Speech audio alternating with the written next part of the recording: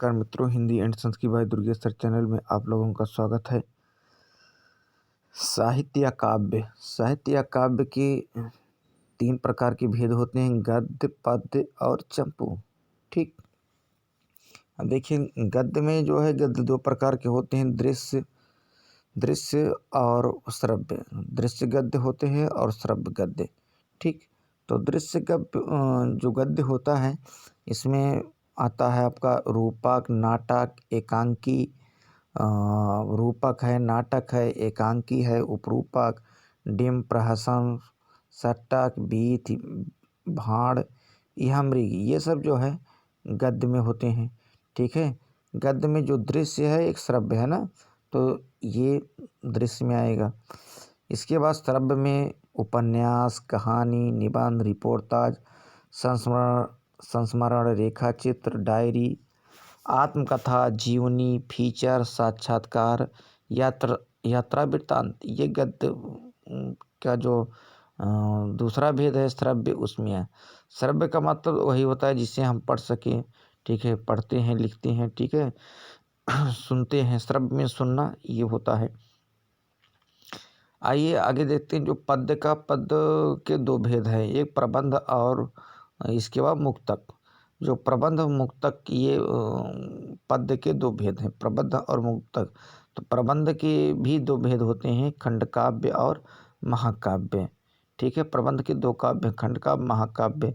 और जो मुक्तक होते हैं, मुक्तक में दशक, चालीसा, ठीक है, 10, 40, 52, 100, इसके बाद 700, 1000, 700, 1000, 10 से स्टार्ट है। 10 दशक है, मतलब दशक, चालीसा, जैसे बावनी, ठीक है, जो 52 है, बावनी, शतक, सतसई, हजारा, ये सब होते हैं। चंपू का मतलब गद्य पद्य जो मिश्रित होता है, ठीक है, उसको चंपू बोलते हैं। और गद्य का मतलब जान ही रहे हैं, जो विचारों की जहाँ प्रधानता होती है वो गद्य है, जिसमें कल्पना की प्रधानता होती है वो पद्य होता है। ठीक है, अब इसके बाद ये जानिए कि जो आगे देखें, इसमें उपन्यास का अर्थ होता है उप प्लस न्यास। उप का मतलब होता है, उप का मतलब समीप होता है, और न्यास का मतलब धरोहर होता है। ठीक है, अर्थात मनुष्य के समीप उसी की भाषा में रखी हुई जो धरोहर है वही उपन्यास होगा। उपन्यास की परिभाषा कई लोगों ने दी है, तो मनुष्य के समीप उसी की भाषा में रखी हुई धरोहर ही उपन्यास होता है। उपन्यास की परिभाषा जैसे श्याम सुंदर दास जी के अनुसार है कि उपन्यास मनुष्य के वास्तविक जीवन की काल्पनिक कथा है। श्याम सुंदर दास जी कहते हैं जो उपन्यास होता है मनुष्य के वास्तविक जीवन की काल्पनिक कथा होती है। एक है एबेल के अनुसार जो है श्याम सुंदर दास का है। ठीक है, यही सेम है एबेल का, कि मतलब क्या है, उपन्यास मनुष्य के वास्तविक जीवन की काल्पनिक कथा होती है। प्रेमचंद के अनुसार उपन्यास की परिभाषा की अगर बात करें तो ये कहते हैं कि इनसे बेहतर कोई उपन्यास नहीं लिखा। ठीक है, सबसे पहले ये जानिए। कहते हैं कि मनुष्य उपन्यास जो है मानव जीवन की समग्र कथा है। मानव चरित्र पर प्रकाश डालना और उसके रहस्य को खोलना उपन्यास का मूल तत्व है। एक आते हैं क्रोस का परिभाषा है उपन्यास पर, कि उपन्यास से हमारा तात्पर्य उस गद्यमयी गल्प कथा से है जिसमें वास्तविक जीवन का यथार्थ चित्रण होता है, ये होता है। आगे देखिए, डॉक्टर गणपत चंद्रगुप्त कहते हैं उपन्यास गद्य का नवविकसित रूप होता है, जिसमें कथा व चरित्र चित्रण, संवाद आदि तत्वों के माध्यम से, ठीक है, यथार्थ और कल्पना मिश्रित होती है। तो यथार्थ कल्पना जो मिश्रित होती है वो गणपत चंद्रगुप्त कहते हैं। आगे देखें, यथार्थ कल्पना मिश्रित कहानी आकर्षक शैली में प्रस्तुत की जाती है। एक है जैनेन्द्र, जैनेन्द्र के अनुसार जाने, उपन्यास एक गद्यमय आख्यान है जिसमें मानव की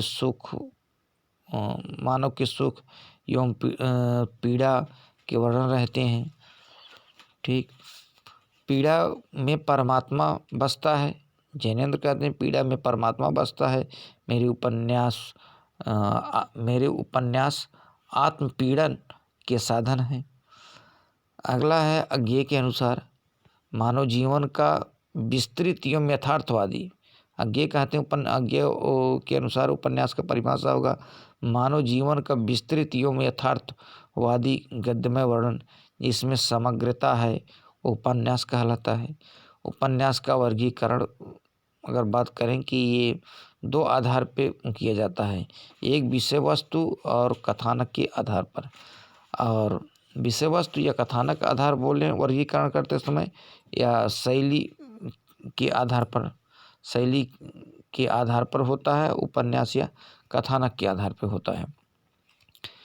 तो विषय वस्तु या कथानक के आधार पर जो होता है, सामाजिक उपन्यास है, ऐतिहासिक उपन्यास, तिलस्मी या अयारी उपन्यास है, जासूसी उपन्यास है, मनोविश्लेषणवादी उपन्यास है, मनोवैज्ञानिक उपन्यास है, समस्यात्मक उपन्यास है।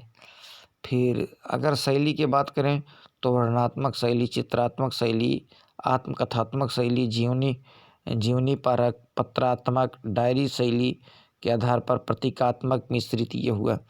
उपन्यास के तत्व जो हैं ये जाने, उपन्यास के तत्व कितने हैं। जैसे क्या है, उपन्यास के तत्व में कथा वस्तु है, चरित्र चित्रण है, कथोपकथन है, संवाद है। कथोपकथन का ये या संवाद एक ही बात हुआ। भाषा शैली, देश काल, वातावरण, उद्देश्य, ये सब होता है। हिंदी का प्रथम उपन्यास भी जाने, जैसे हिंदी का जो प्रथम उपन्यास है आचार्य शुक्ल, डॉक्टर बच्चन, नगेंद्र, और एक हैं आपके अज्ञेय। शुक्ल हैं, बच्चन हैं, डॉक्टर नगेंद्र हैं, अज्ञेय हैं। या शुक्ल को ध्यान रखिए, और अज्ञेय, डॉक्टर नगेंद्र और बच्चन, ये चार जो हैं प्रथम उपन्यासकार मानते हैं परीक्षा गुरु को, जो 1882 में आई लाला श्री निवास दास की, और यही सर्वसम्मति मत भी है। बात करते हैं गणपत चंद्र गुप्त हुए, और इसके बाद जो है ये प्रेमचंद हुए। तो गणपत चंद्र गुप्त, चंद्र है ना, गणपति चंद्र इसमें प्रेमचंद में भी चंद्र आ रहा है। तो गणपत चंद्रगुप्त और प्रेमचंद ये दोनों जो है मानते हैं भाग्यवती, जो कि लाला श्रीनिवास दास की है। भाग्यवती उनकी है। कब आई थी ये? 1877 में आई थी। श्रद्धा राम फुल्लौरी का है। ठीक है, तो गणपत चंद्रगुप्त, और इसके बाद जो है गणपति चंद्रगुप्त और प्रेमचंद्र, चंद्र इस तरह याद रखें। तो भाग्यवती श्रद्धाराम फुलौरी की ये प्रथम उपन्यासकार मानते हैं। प्रेमचंद भी मानते हैं और गणपत चंद्र गुप्त भी मानते हैं। आचार्य हजारी प्रसाद द्विवेदी की बात करें तो प्रथम उपन्यासकार मानते हैं ये भारतेंदु जी को। ठीक है, भारतेंदु जी का जो है उपन्यास है उसको मानते हैं कौन? आचार्य हजारी प्रसाद द्विवेदी जी। तो आचार्य हजारी प्रसाद द्विवेदी जी मानते हैं पूर्ण प्रकाश और चंद्रप्रभा को, ये दो उपन्यास है ना। अच्छा, इनका एक उपन्यास ये भी आप बीती हैं, और कुछ आप बीती कुछ जग बीती भी है, जो ब्रजनंदन साहब भारतेंदु जी की जीवनी लिखे हैं वो भी है। तो पूर्ण प्रकाश चंद्रप्रभा ये जो है इसको आचार्य हजारी प्रसाद द्विवेदी जी मानते हैं भारतेंदु का ये पहला उपन्यास। एक है डॉक्टर कृष्णलाल के अनुसार जो है प्रथम उपन्यास है चंद्रकांता, जो कि देवकीनंदन खत्री की है। चंद्रकांता 1891 ईस्वी में आई थी। शिवनारायण श्रीवास्तव जो है रानी केतकी की कहानी, जो कि ये कहानी भी है लेकिन इसको उपन्यास मानते हैं, 1803 में आई थी सैयद इंशाअल्लाह खान की। फिर एक है गोपाल राय के अनुसार देवरानी जेठानी की कहानी, जो पंडित गौरी दत्त की है, ये 1870 ईस्वी में आई थी। ठीक है। देवरानी जेठानी की कहानी के रचनाकार पंडित गौरी दत्त हैं। तो गोपाल राय इसको जो है पहला उपन्यास मानते हैं। आइए आगे बात करते हैं।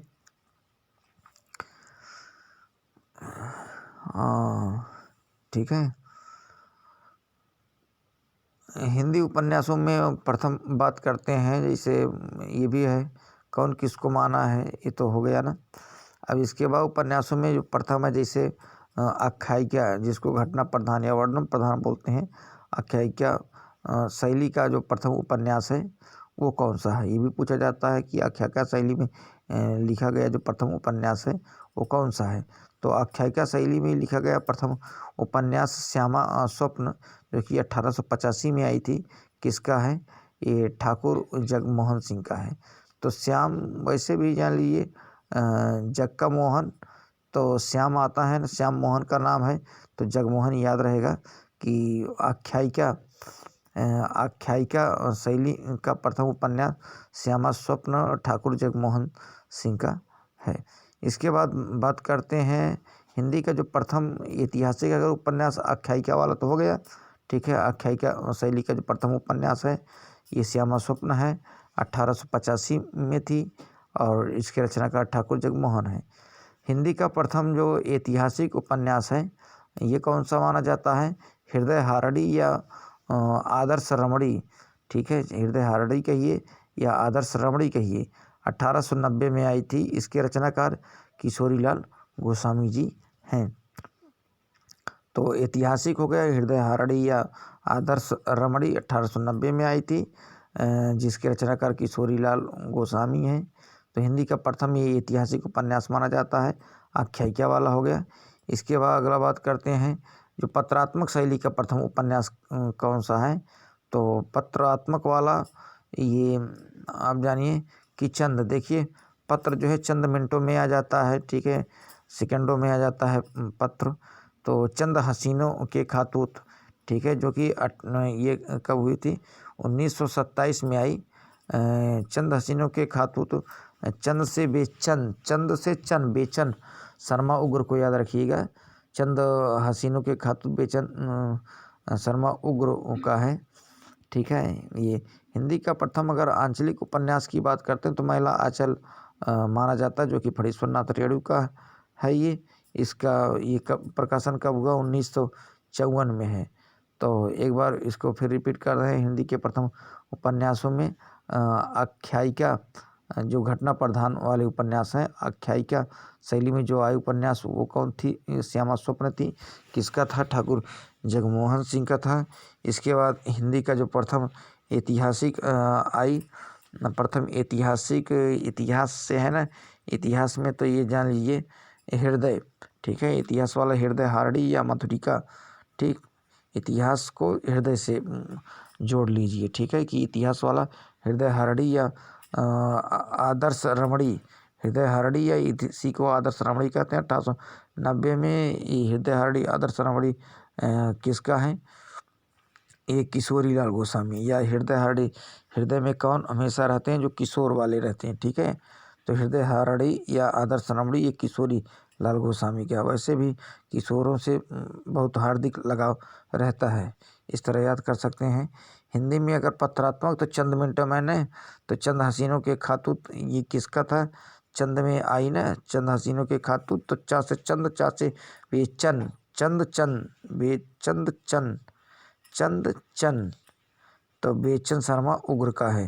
हिंदी का प्रथम आंचलिक उपन्यास महिला आंचल हो ही गया था, फणीश्वर नाथ रेणु का।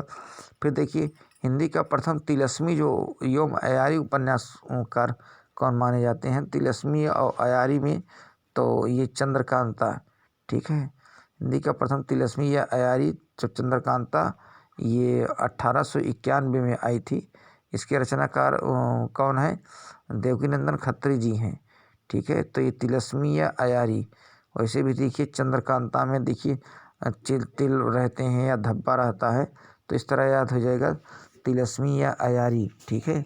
अयारी का मतलब वही इंजॉय, ठीक है, ये सब करने के लिए तो धब्बा ये रहता है ना, तो इस तरह याद रखें कि चंद्रकांता के रचनाकार बाबू देवकीनंदन खत्री जी हैं। हिंदी का प्रथम राजनैतिक अगर उपन्यास की बात करें कि राजनैतिक उपन्यास कौन सा है, तो ये राजनैतिक में प्रेमाश्रम, ठीक है, माना जाता है। कब आई थी? 1922 में आई थी, प्रेमचंद जी का। तो ये राजनैतिक है, ठीक। इसके बाद स्मृत शैली में लिखा गया पहला उपन्यास देहाती दुनिया है, ठीक है, 1926 में आई, स्मृत याददाश्त में, ठीक है। तो हमेशा देखिए स्मृत याददाश्त शैली में लिखा गया पहला उपन्यास, तो ये देहाती दुनिया 1926 में आई थी। रचनाकार इसके शिवपूजन सहाय हैं देहाती दुनिया के लिए। अब हिंदी उपन्यासों का जो विकास क्रम है, ठीक है, वो नागरिक प्रचारित सभा के अनुसार जाने। जैसे पूर्व प्रेमचंद युग कब से माना जाता है? 1857 से 1900 तक ये माना जाता। 1900, ठीक है, 1850 के बाद पूर्व प्रेमचंद युग आपका 1877, ठीक है, मानिए, क्योंकि 57, 75, 85 इनका नहीं था। 1877 पूर्व प्रेमचंद युग 1877 से 1918, ठीक है, 1918 ये मान के चलिए। तो 18 में द्विवेदी युग हुआ, ठीक है, पूर्व प्रेमचंद युग।